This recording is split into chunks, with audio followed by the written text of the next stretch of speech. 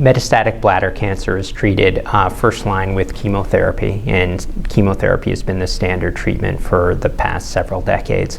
When patients progress on first line chemotherapy, there have been really no global standards of care in that patient population because no treatments have really been shown to have enough efficacy to become a standard of care for that patient population. So it's with that backdrop that CheckMate-275 was designed to determine whether or not immune checkpoint blockade in patients with disease progression despite having chemotherapy would be an effective strategy. 270 patients were treated. The primary objective of this study was to define the objective response rate. An objective response rate was determined by a blinded independent review committee. And the study showed that there was an objective response rate of 19.6%. Most importantly, the responses were durable, as has been reported with other immune checkpoint inhibitors in other diseases.